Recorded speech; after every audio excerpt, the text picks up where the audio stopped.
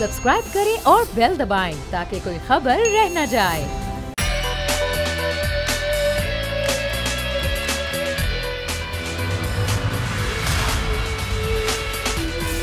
बिस्मिल्लाहिर्रहमानिर्रहीम, अस्सलाम वालेकुम। प्रोग्राम में मैं सुमैया रिजवान आपको वेलकम करती हूँ। नाज़रीन, आज 12 रबीउल अव्वल के हिसाब से भी हमारे शो में कुछ हिस्सा शामिल होगा। ज़ाहिर है आज के दिन की मुनासबत से भी होगी बात, लेकिन ज़ाहिर है जो मौज़ूआत हैं, चाहे वो सियासी हों या दीगर मामला, उन पर भी हम आज के प्रोग्राम में गुफ्तगू करेंगे।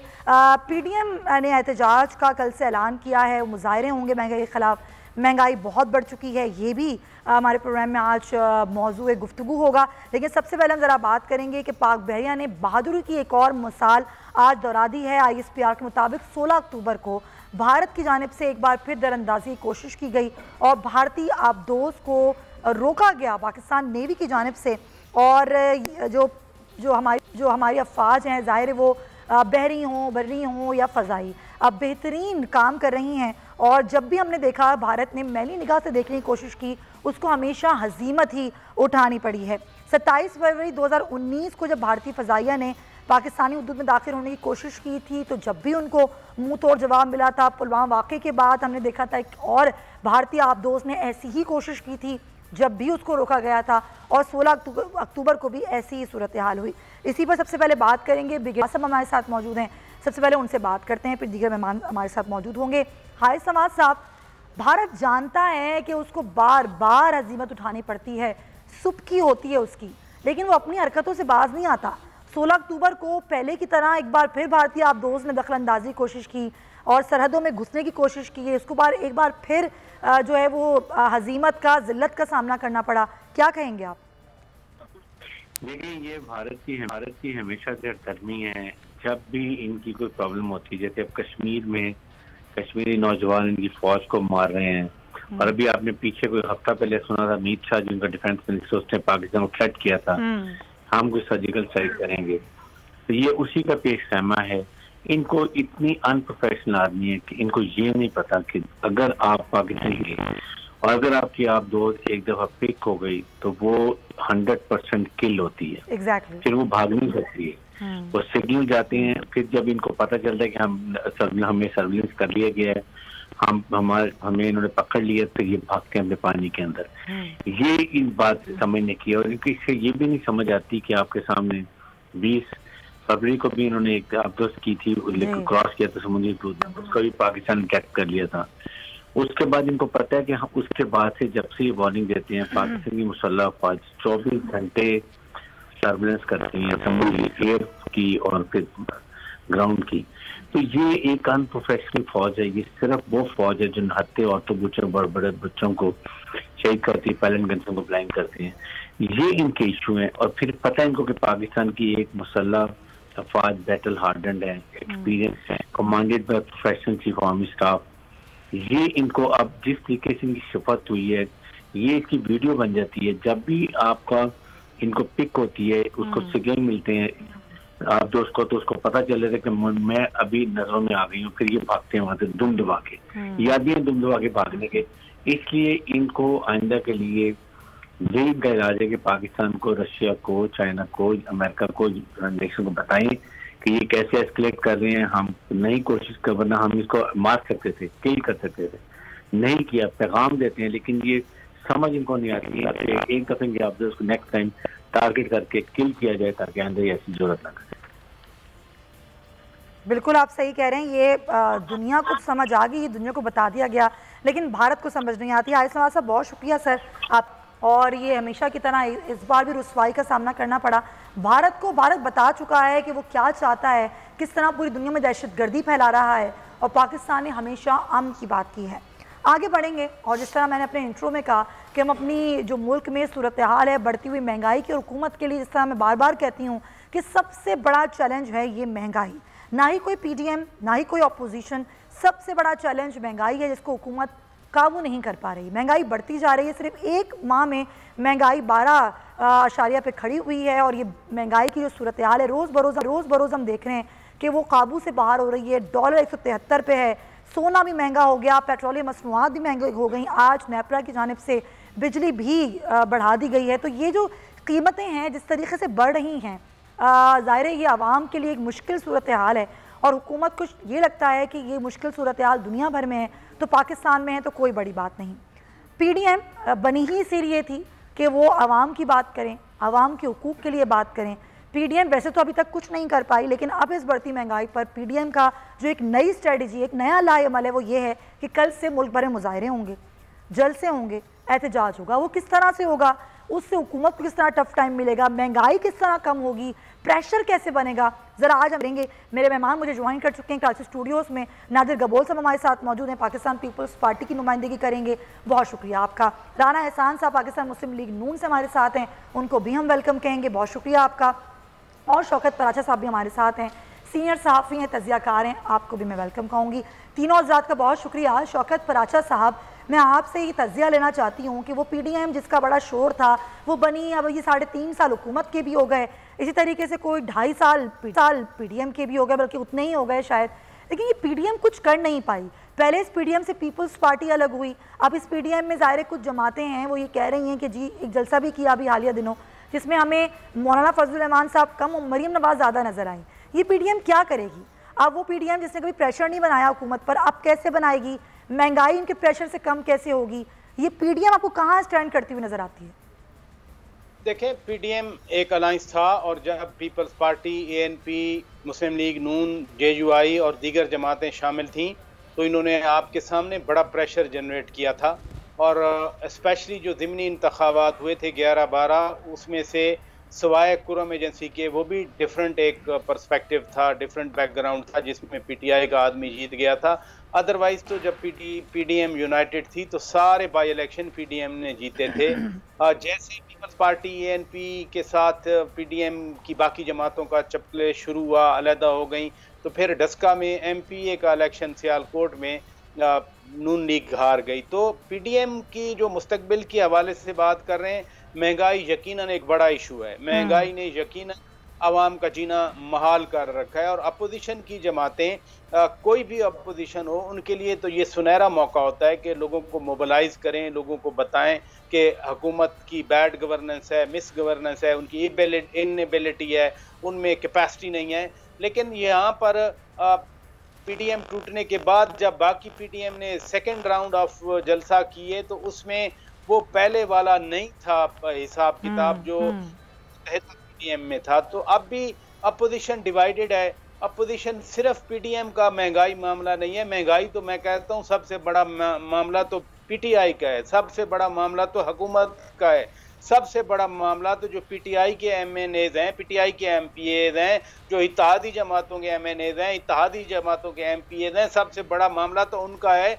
और वाकई जैसे ये कहा जा रहा है ना कि जब अगला इलेक्शन आएगा और महंगाई की वजह से ये लोग या तो टिकट नहीं लेंगे या फिर हलकों में नहीं जाएंगे, लोग बड़े लेकिन इसका हरगिज़ मतलब नहीं है कि PDM को मिलियन लोग इकट्ठे कर लेगी।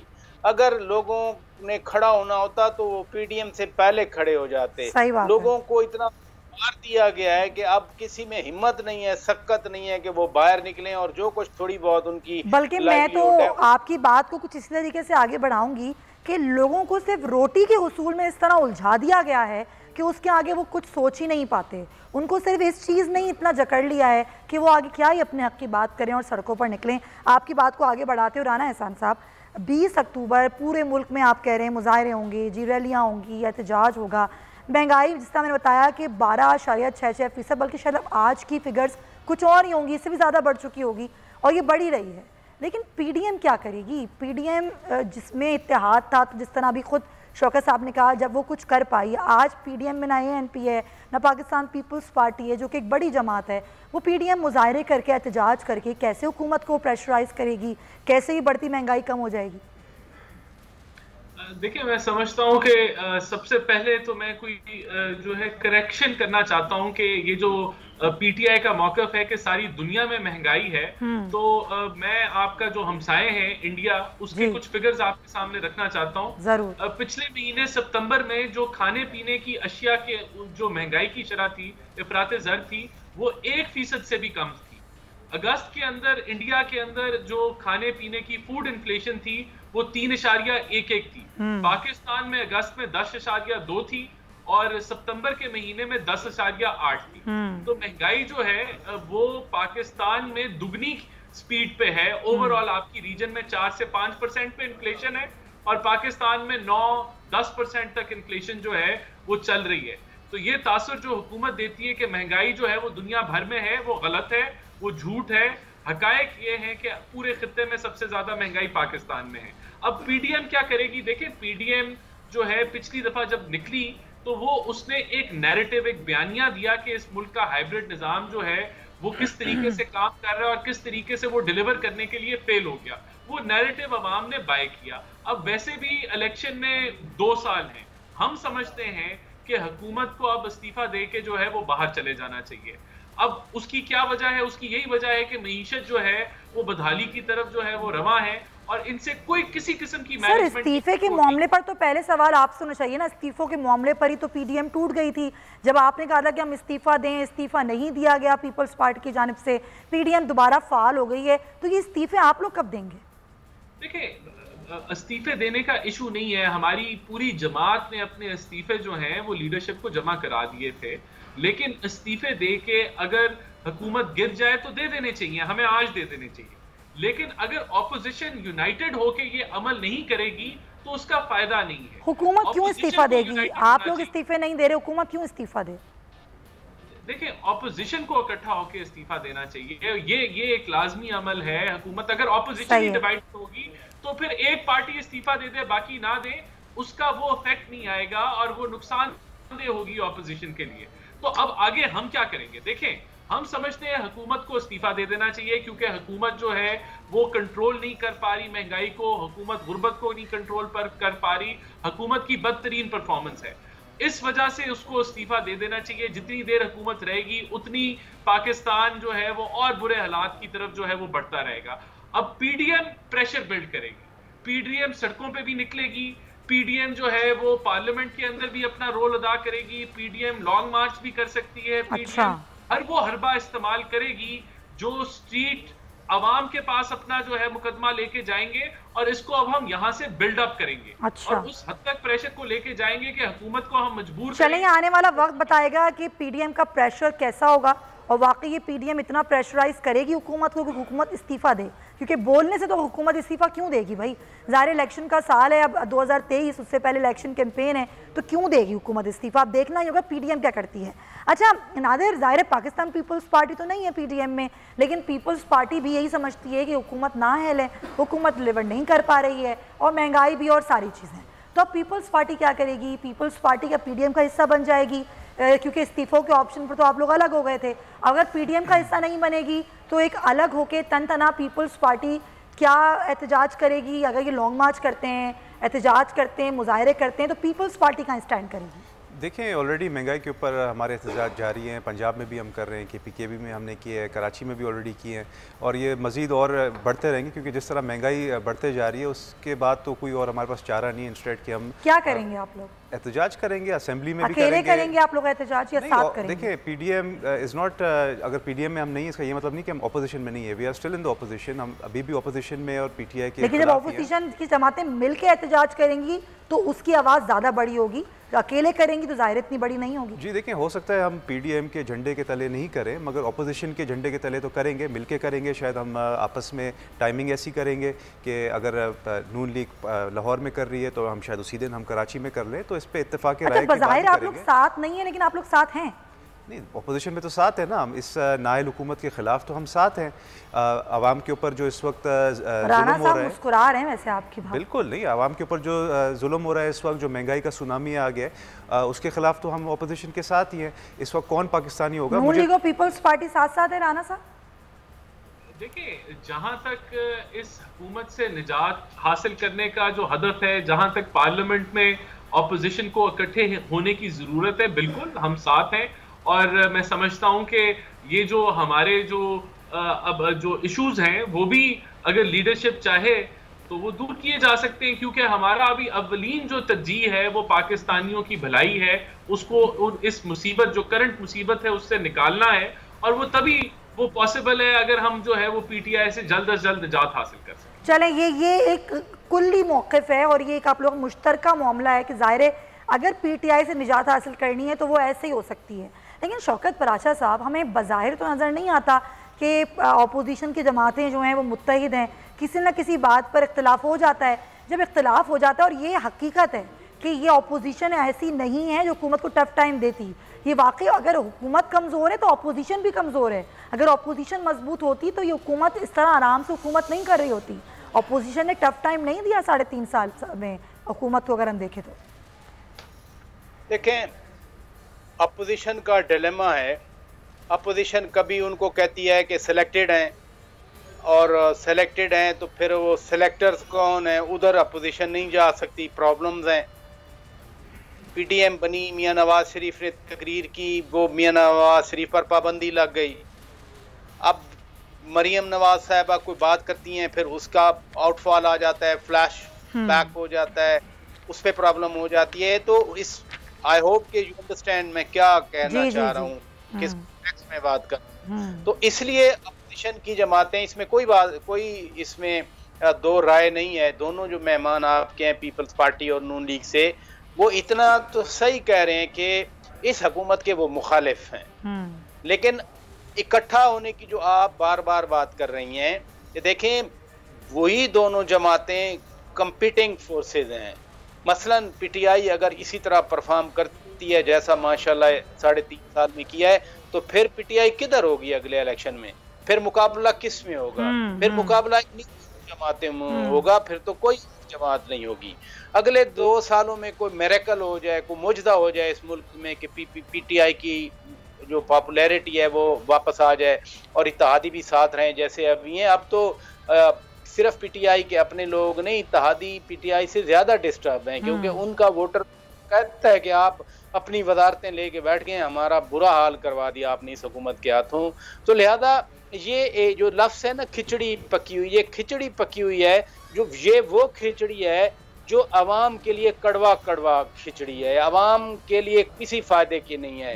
अपोजिशन पॉलिटिक्स करती रही है, अपोजिशन को इतना उलझाया गया कि एक कराची में केस लगा है, दूसरा लाहौर में लगा है, तीसरा पेशावर में लगा है, चौथा रावलपिंडी में लगा है। तो अपोजिशन वालों का फोकस सिर्फ इस बात पे मोस्टली रहा है कि किसी तरह से उनके खिलाफ जो प्रोपेगेंडा हो रहा है, जो प्रोसिक्यूशन हो रही है या उनको अरेस्ट किया जा रहा है, वो किस तरह से अपने आप जाहिर है वो अपने आप को क्लियर करें, ये मौक़िफ़ अपना चेंज करें। आप बिल्कुल सही कह रहे हैं कि वो एक तरफ लगा तो दिया गया, लेकिन जाहिर है उसके बावजूद भी इत्तेहाद की तो कहीं ना कहीं कमी थी, और उसकी बेसिक वजह शायद यही थी। अच्छा नादिर, जाहिर है अब पाकिस्तान पीपल्स पार्टी ये समझती है, अभी कुछ दिनों पहले जरदारी साहब ने भी कहा कि अगली बारी हमारी ही होगी, तो वो कैसे होगी? पहली बात तो ये पीपल्स पार्टी किस तरीके से काम कर रही है खुद अपनी जमात को लेकर। पंजाब में तो आप लोग नज़र नहीं आते हैं, फिर ज़मीनी इलेक्शन में भी हमने पीपल्स पार्टी का हाल देख लिया, पीपल्स पार्टी सिंध तक महदूद होकर रह गई है। इस सूरत हाल में पीपल्स पार्टी ये कैसे कहती है कि अगली बारी पीपल्स पार्टी की होगी? देखिए, मैं आपसे एग्री नहीं करूंगा। अभी रिसेंटली आपको पता है बलूचिस्तान के साबका चीफ मिनिस्टर सनाउल्लाह ज़हरी ने ज्वाइन किया। कादिर बलोच जो एक पुराने सियासतदान हैं, नून लीग से हमेशा वाबस्ता रहे, उन्होंने हमें ज्वाइन किया है। तो सिर्फ सिंध की तो हम जमात नहीं है, उसके अलावा अभी आज की तारीख में भी हमारे पास पंजाब में चंद सीटें, बेशक कम है, हम कोशिश कर रहे हैं उनको, लेकिन पंजाब मरकज़ है ना सियासत का, वहाँ तो आप लोगों को मजबूत होना होगा। बिल्कुल, देखें जिस तरह माजी में हमने वहाँ से ज़्यादा सीटें ली हैं, तो हम पूरी तरह से कोशिश कर रहे हैं। जरदारी साहब भी वहाँ पर जाके बैठे रहे थे, काफ़ी सीनियर सियासतदानों से वहाँ पर मुलाकात की, चाहे जुल्फ़िकार खोसा साहब हो जाएँ, चाहे वट्टू साहब हो जाए, सबसे मुलाकातें हैं और इस पर हम ऑलरेडी हमारी प्लानिंग स्ट्रेटजी चलती रहती है। अब इलेक्शन के करीब ही पता चलेगा। कितने लोग अभी आ गए हैं पीपल्स पार्टी में? देखें शायद 10-12 ही आए होंगे, इतने ज़्यादा नहीं है कि मैं आपको अभी बोलूं कि हम पंजाब की हुकूमत को पलट लेंगे। मेरा ये क्लेम नहीं है, मगर अगर पंजाब से कुछ ज़्यादा सीटें ले लें, KPK से कुछ ज़्यादा सीटें ले लें, बलूचिस्तान का मैंने आपको ऑलरेडी बताया, तो एक मिलजुल के इंशाल्लाह चारों सूबों से जो रिजल्ट मिलेगा। चलें, आप ये कह रहे हैं कि आप काम कर रहे हैं, चले ठीक है, वो तो अगला साल क्लियर कर देगा चीज़ों को। राणा साहब, लास्टली बस मुझे ये बता दीजिए कि ज़ाहिर है अब तैयारी अगले इलेक्शन की करनी है, अगला साल कैंपेन का साल होगा। अब उस सूरत हाल में अगर PDM यहाँ पर मुजाहिरा एहतजाज कर रही होगी, तो आपने भी तो चीज़ों को देखना है ना, मुस्लिम लीग नून ने भी देखना है। अगर मुस्लिम लीग नून चाहती है कि अगली बारी उनकी हो, तो आप लोग किस तरीके से काम करें, खुद मुस्लिम लीग नून कैसे काम कर रही है? मैं समझता हूँ कि इस वक्त जो कैंपेन या जो इलेक्शन की अगर बात है, तो जो PDM की जितनी भी काविश है, ये एक तरीके से इस हुकूमत की तब्दीली और इलेक्शन की तरफ जाने की ही काविश है। हमारी डिमांड है कि हम जनरल इलेक्शन जल्द अज जल्द हों और इस हुकूमत का इख्तिताम हो। जो हमारा नैरेटिव है, जो हम समझते हैं कि पाकिस्तान को जिस डायरेक्शन में चलना है, वही बयानियां लेके हम जलसों में जाएंगे, वही बयानियां लेके हम लोग जो है वो स्ट्रीट प्रोटेस्ट करेंगे, या अगर लॉन्ग मार्च। पंजाब में तहरीक अदम एतमाद के ऑप्शन का क्या हुआ? देखिए, वो ऑप्शन अभी तक उस पर कोई फाइनल फैसला नहीं हुआ। वो ऑप्शन अगर इस्तेमाल की गई तो वो इसलिए नहीं की जाएगी कि हमें पंजाब हुकूमत मिले। वो ऑप्शन अगर इस्तेमाल की गई तो वो फिर जो फेडरल का सेटअप है उसको भी रैप अप करने के साथ ही जुड़ी होगी, वरना उसका कोई फायदा नहीं है। हमें हुकूमत चाहिए, हमें इख्तिदार नहीं चाहिए, हमें इस गंदे निजाम का इख्तिताम चाहिए। चले ठीक है, देखना होगा कि आपकी ये काविशें क्या रंग लाती हैं। राना एहसान साहब बहुत शुक्रिया आपका, सर नादिर कपूर आपका भी बहुत शुक्रिया, और शौकत पराचा हज़रात का बहुत शुक्रिया। नाज़रीन, प्रोग्राम में ब्रेक शामिल करेंगे और वापस आएंगे तो ईद मिलादुन नबी के हवाले से एक खुसूसी सेगमेंट के साथ आपके साथ हाजिर होंगे। स्टे विद अस।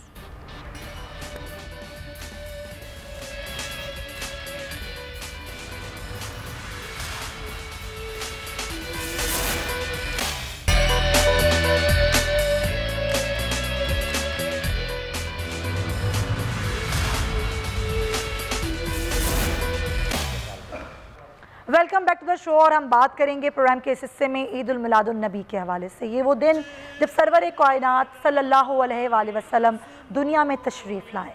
आज अर्श पर नहीं, फ़र्श पे हर जगह दुरूद व सलाम की महफ़िल मुनक़्क़िद की जाती हैं।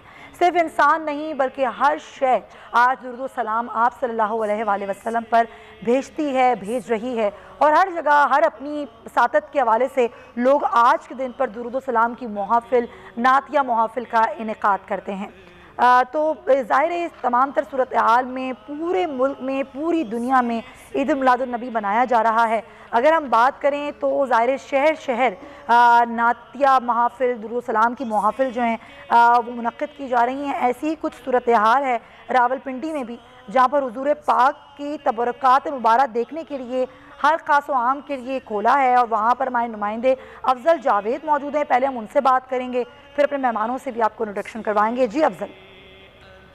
जी बिल्कुल नाज़रीन, 12 रबीउल अव्वल के मौके पर पूरे मुल्क की तरह रावलपिंडी में भी जश्न का समा है, और इस वक्त रावलपिंडी में जो मुकामी इलाका है सादकाबाद, वहाँ पर पीर सैयद बशीर हुसैन शाह की जो मज़ार है वहाँ पर मैं मौजूद हूँ। यहाँ पर हज़ूर पाक सल्लल्लाहु अलैहि वसल्लम, मोहम्मद सल्लल्लाहु अलैहि वसल्लम के जो 273 तबरक़ात हैं वो ज़ायरीन के लिए वो खोले गए हैं। और इस वक्त नबी करीम सल्लल्लाहु अलैहि वसल्लम के ज़ुल्फ़े अनवर की बात की जाए, हज़ूर पाक सल्लल्लाहु अलैहि वसल्लम की नालीन मुबारक जो है उसकी बात की जाए, या नक्श कदम मुबारक हज़रत मौला अली अलैहिस्सलाम की बात की जाए, या उसके साथ 273 तबरक़े मुबारक हैं उनकी बात की जाए। यहाँ पे यहाँ के इस मज़ार के रूह रवां हमारे साथ मौजूद, हम उनसे पूछते हैं कि यहाँ पर हर साल जो है 12 रबीउल अव्वल को खोला जाता है, तो कितने तादाद में लोग आते हैं? बेशुमार लोग आते हैं, पूरे पाकिस्तान से लोग आते हैं, पाकिस्तान से बाहर से भी डेलीगेशंस आते हैं हमारे पास। और ये बड़े आज़म एशिया का औलिया अल्लाह के दरबारों में वाहिद दरबार है जहाँ पर 273 तबरक़ात शिजरे के साथ मौजूद है।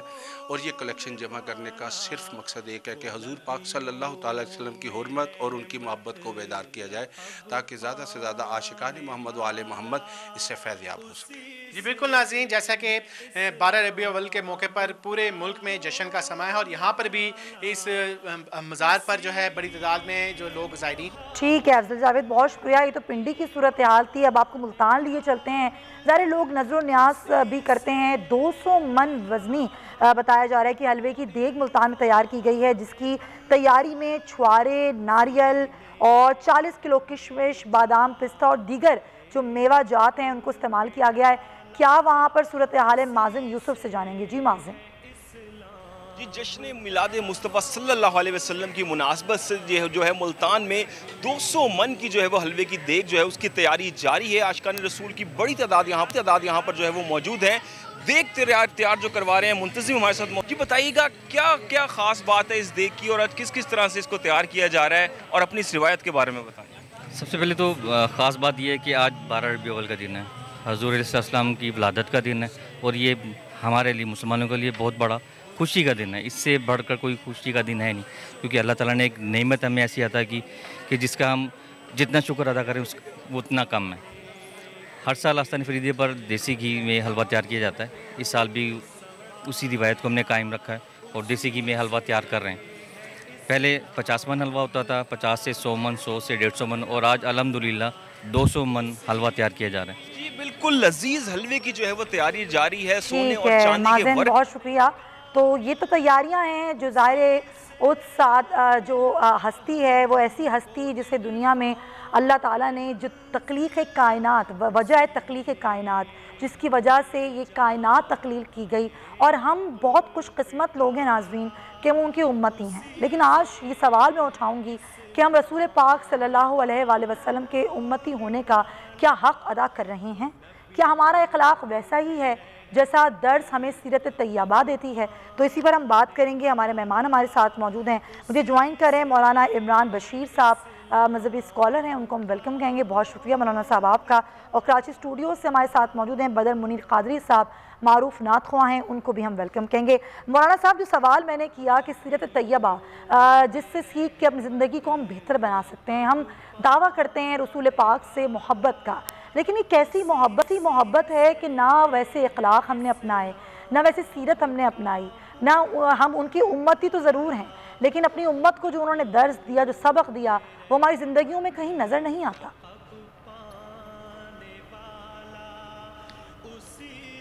बिस्मिल्लाहिर्रहमानिर्रहीम, नहमदुहु व नसल्ली अला रसूलिहिल करीम।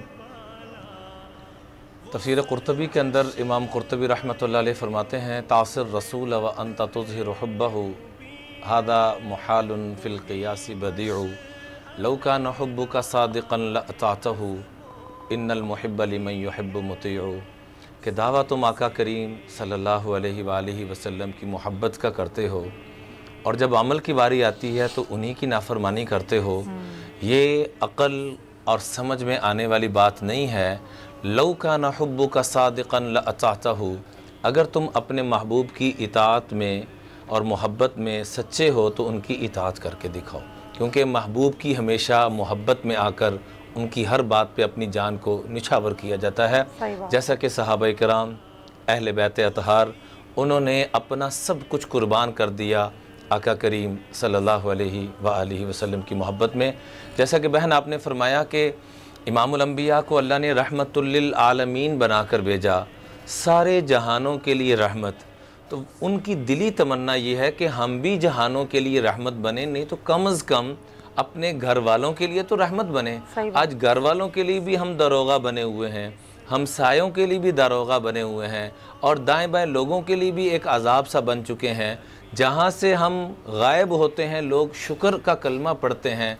अल्लाह के महबूब फरमाते हैं कि अलामात क़यामत में से एक ये भी होगी चीज़ कि लोग किसी का इकराम करेंगे, मोहब्बत करेंगे, उसको सलाम करेंगे उसके शर से बचने के लिए। अब अंदाज़ा करें कि इमामुल अंबिया इतनी बड़ी रहमत वाली ज़ात कि जब दुनिया में तशरीफ़ लाए हैं तो हज़रत आमना फरमाती हैं मेरा पूरा घर रहमत से भर गया, और बाकायदा आवाज़ आती है तूफ़ू बिही मशारिक़ल अर्दि व मगारिबहा लियारिफू बिस्मिही व सूरतिही व नाती। इस बच्चे को पूरी कायनात का चक्कर लगवाया जाए ताकि सबको पता चल जाए कि कायनात के दुल्हा तशरीफ़ ला चुके हैं, कायनात के इमाम तशरीफ़ ला चुके हैं। बीबी आमना फरमाती हैं जो आके देखता वो ये कहने पर मजबूर हो जाता रब्बे काबा की कसम मैंने ऐसा हसीन नहीं देखा। आखिर में जनाबे अब्दुल मुत्तलिब तशरीफ़ लाते हैं और आके फरमाते हैं कि आप लोगों ने क्या खूबसूरत देखना है, मैंने अरब व अजम के बच्चे देखे, रब्बे काबा की कसम ऐसा खूबसूरत मैंने भी नहीं देखा। गैब से रब की तरफ से आवाज़ आती है कि मैंने पहले और आखिरी ये भेजे हैं, न इनसे पहला कोई ऐसा हसीन न इनके बाद कोई ऐसा हसीन। और कुरान में फरमा दिया कि तुम ज़ाहरी खूबसूरतियों में तो लगे हुए हो, अगर अपने अंदर को हसीन बनाना चाहते हो तो क़द कान लकुम फ़ी रसूलिल्लाहि उस्वतुन हसना, मेरे मुस्तफ़ा की ग़ुलामी को इख्तियार कर लेना, तुम अंदर से ऐसे हसीन हो जाओगे कि कायनात में ऐसा और कोई हसीन ना होगा। आका तशरीफ़ लाते हैं तो हर एक ने अपना हिस्सा डाला, हत्ता के हुरूफ़ तहज्जी अलिफ बा ता था जो हम पढ़ते हैं, इन्होंने भी अपना हिस्सा कैसे खूबसूरत अंदाज में डाला। अलिफ ने कहा अल्लाह का नबी आ रहा है, बा ने कहा बानिए इस्लाम आ रहा है, ता ने कहा ताजदार हरम आ रहा है, सा ने कहा सरवत वाला आ रहा है, जीम ने कहा जलीलुल क़दर आ रहा है, हा ने कहा हबीबुल्लाह आ रहा है, खा ने कहा खातमुन्नबियीन आ रहा है, दाल ने कहा दिलों को जोड़ने वाला आ रहा है, जाल ने कहा ज़ालिकल किताब ला रैब फी का मुजिद, ज़ालिकल किताब ला रैब का लेके आने वाला आ रहा है, रा ने कहा रहमतुल लिल आलमीन आ रहा है, जा ने कहा ज़मानों का इमाम, सीन ने कहा साक़ी कौसर, शीन ने कहा शाफ़े महशर, साद ने कहा सादिक़ व अमीन, ज़ाद ने कहा ज़ईफ़ों का वाली और वारिस, ता ने कहा ताहा की शान वाला, ज़ोए ने कहा जुल्म को मिटाने वाला, ऐन ने कहा अरब का ताजदार, गैन ने कहा गरीबों का वाली और वारिस, फ़ा ने कहा फ़ाते मक्का नहीं फ़ाते कायनात आ रहा है, काफ ने कहा कुरान वाला आ रहा है, काफ ने कहा कमली वाला आ रहा है, लाम ने कहा ला इलाहा इल्लल्लाह वाला आ रहा है, मीम ने कहा मुहम्मदुर रसूलुल्लाह आ रहा है, नून ने कहा नबियों का इमाम, वाव ने कहा वज़ुहा की शान वाला, हा ने कहा हिदायत का इमाम, या ने कहा यतीमों का वाली और वारिस आ रहा है सल्लल्लाहु अलैहि व आलिहि वसल्लम। हर शय अपना हिस्सा डाल रही है, हर शय अपना हिस्सा डाल। आज हमने सब कुछ सजा दिया, जैसे अभी आपने बहन मुख्तलिफ शहरों का तज्जिया बताया, लेकिन क्या हमने अपने अंदर को भी खूबसूरत या अपने अंदर को भी सजाया है कि आज हम ये नियत करें। रबीउल अव्वल का तर्जुमा है कि कायनात ने पहली मर्तबा बहार देखी, क्या हमारे अंदर ने भी को बहार देखी आका के सदक़े से? अगर हमारे दिलों में दूसरों की नफ़रतें हैं, दूसरों की कदूरतें हैं, दूसरों का बुग़्ज़ है, दूसरों के लिए हमारे दिल में अच्छा नहीं है, तो अल्लाह की कसम ये बहार हमारे दिल में नहीं आ सकती और उसका फ़ायदा भी नहीं है। आप सही कह रहे हैं मौलाना साहब कि रबी माने बहार, अव्वल माने पहला, पहली बहार, इतना खूबसूरत महीना, पूरा महीना ही खूबसूरत, और 12 रबीउल अव्वल की क्या ही बात। आज हम जश्न तो मनाते हैं, हम आकाए दो जहां की विलादत का जश्न मनाते हैं, लेकिन मौलाना साहब ने बहुत खूबसूरत बात की। हमने पूरे शहर को सजा दिया दुल्हन की तरह, घरों को सजा दिया, लेकिन अपने आप को सजाया, अपने अंदर सजाया, अपने बातिन को सजाया। आज हमें यही ऐद करना है। बहुत ही खूबसूरत बात के साथ मैं चाहूँगी कि कुछ हम नातिया अशार भी सुने हैं, क्योंकि बदर मुनीर साहब भी हमारे साथ मौजूद हैं। बदर साहब, आप गुलाए अक़ीदत पेश कीजिएगा हुजूर की शान। जी, मैं पेश करता हूँ। जैसे लामा साहब ने बात बयान फरमाई, कलाम मेरे जहन में आया। अल्लाहुम्मा सल्ली अला सय्यिदिना मौलाना मुहम्मद व अला आलि वसहबि सय्यिदिना व मौलाना मुहम्मद व बारिक वसल्लम। मुक़द्दर जगाने हुजूर आ गए हैं, मुक़द्दर जगाने हुजूर आ गए हैं, के रहमत लुटाने हुजूर आ गए हैं, के रहमत लुटाने हुजूर आ गए हैं। जिसे कोई मुँह ना लगाता था उसको, जिसे कोई मुँह ना लगाता था उसको, जिसे कोई मुँह ना लगाता था उसको, गले से लगाने, गले से लगाने हुजूर आ गए हैं, गले से लगाने हुजूर आ गए हैं, के रहमत लुटाने हुजूर आ गए हैं। और ना छुप छुप के बैठो अरे गम के मारो, न छुप छुप के बैठो अरे गम के मारो, न छुप छुप के बैठो अरे गम के मारो, गमों से बचाने, गमों से बचाने हुजूर आ गए हैं, गमों से बचाने हुजूर आ गए हैं, के रहमत लुटाने हुजूर आ गए हैं। सुभान अल्लाह, सुभान अल्लाह। रहमत लुटाने हुजूर आ गए हैं। बहुत खूबसूरत अशार। लेकिन जब हम बात करते हैं कि रहमतुल आलमीन, जिन्हें इसीलिए बनाया गया, जिनकी वजह से कायनात को तख्लीक किया गया, जो अल्लाह का पैगाम लेकर दुनिया में आए, और अल्लाह का पैगाम क्या था? अल्लाह का पैगाम था कि आपने लोगों को ये बताना है कि किस तरीके से उन्होंने लोगों के साथ बर्ताव करना है। और जिस तरीके से भी मैं मौलाना साहब से बात करी थी, बदर साहब, आप भी कुछ कहना चाहेंगे? जब हमें रसूल पाक ने अल्लाह का पैगाम पहुँचाया और हमें ये बताया कि हमें सलूक कैसा करना है अपने ग़ुलामों के साथ, औरतों के साथ, बच्चों के साथ, दीगर लोगों के साथ, दीगर रिश्तों के साथ, लेकिन आज ऐसा लगता है कि हम उनके सारे जो हुक्म थे, उनकी जो सारी बातें थीं, हम वो बुला के बैठ गए हैं और हम सिर्फ इस बात पर ही खुशियाँ मनाते हैं कि हम उनकी उम्मत ही हैं। जी, ये इस पर मैं ये अर्ज़ करूँगा कि जैसे मौलाना साहब ने फरमाया, लक़द काना लकुम फ़ी रसूलिल्लाहि उस्वतुन हसना, बेशक रसूलुल्लाह सल्लल्लाहु तआला अलैहि वसल्लम की ज़िंदगी मुबारक हमारे लिए बेहतरीन नमूना है। आका अलैहिस्सलातु वस्सलाम ने ज़िंदगी के हर शोबे का तरीका हमारे सामने पेश किया, तो हमें सीरतुन नबी सल्लल्लाहु अलैहि वसल्लम अपनानी चाहिए। जैसा कि हम ज़ाहिर करते हैं कि हम नबी के उम्मती हैं, तो हमारे को गुफ्तगू के साथ साथ लिबादी किरदार जो है उससे भी इज़हार करके बताना चाहिए। हमें बिल्कुल आप सही कह रहे हैं। मौलाना इमरान बशीर साहब, आज सीरतुन नबी कॉन्फ्रेंस मुनक्किद की गई, वज़ीर आज़म ने पूरा हफ्ता सीरतुन नबी के तौर पर मनाया। उन्होंने कहा किरदार साजी नौजवानों की जाएगी। यकीनन ये वक्त की बड़ी अहम ज़रूरत है। हमारे मुआशरे में धोखा, फरेब, झूठ, एक दूसरे के साथ गलत काम, गलत बयानी, और तो अपने घर वालों के साथ ही बुरा सलूक, ये सब कुछ बहुत आम हो चुका है। हम बहुत दूर जा चुके हैं। किरदार साजी की ज़रूरत तो है, लेकिन बहुत सारी चीज़ें ऐसी भी हैं जो मुआशरे में होनी चाहिए। बहैसियत जो लीडर अगर हम बात करें इमरान खान साहब को, ऐसी कौन सी तब्दीलियाँ एक हुकूमत को लेकर आनी चाहिए मुल्क में, जिससे ना सिर्फ मुआशरे में तब्दीलियाँ आएँ, लोगों में तब्दीलियाँ आएँ, चीज़ें बेहतर हो जाएँ? आपके ख्याल में?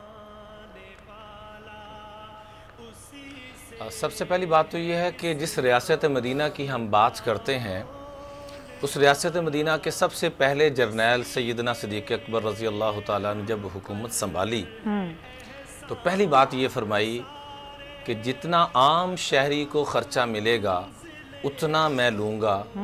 सहाबा ने अर्ज़ किया कि आप इतने बड़े ताजिर, आपका आम शहरी की मिकदार में गुजारा कैसे होगा? फरमाया अगर मेरा गुजारा ना हुआ तो पहले आम शहरी का वो ख़र्चा बढ़ाया जाएगा, वो मुराआत, वो सहूलियात उसको दी जाएंगी, उसके बाद मैं लूँगा।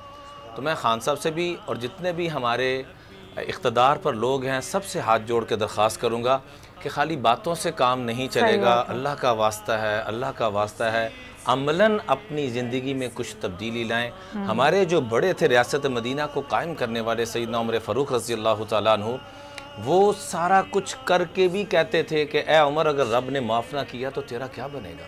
हम कर भी कुछ नहीं रहे और मुतमिन भी हैं। और सैयदना उमर फ़ारूक फरमाया करते थे कि दजला के किनारे पे अगर एक कुत्ता भी प्यासा, हालांकि दरिया के किनारे कुत्ता कैसे मर सकता है, उसकी अपनी नाअहली होगी, तब भी फरमाया करते थे कि ए उमर, तुझसे पूछा जाएगा।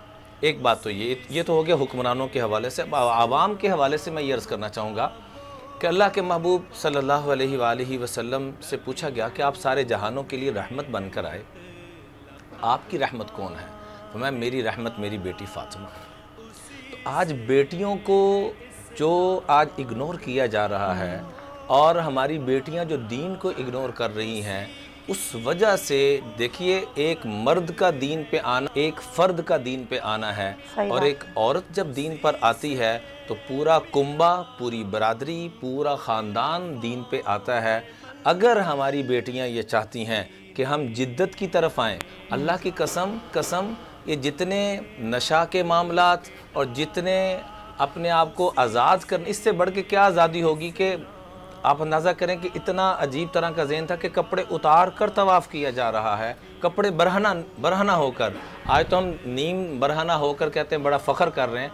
ये जिद्दत नहीं है, ये क़दामत है, ये पुरानी चीज़ें हैं। अल्लाह के महबूब ने इसको अपने पाँव के नीचे रोन दिया इज्जत चाहिए तो बीबी फातिमा की बेटी बनना होगा। हमारी बेटियों को, हमारी बहनों को सारी ज़िंदगी हज़रत फातिमा ने अपने शौहर हज़रत अली से एक मर्तबा भी मुतालबा नहीं किया, एक मर्तबा भी। एक मर्तबा बहुत सख्त बीमार हो गई, इसरार करती रहीं, इसरार करते रहे हज़रत अली रज़ी अल्लाह तआला अन्हु।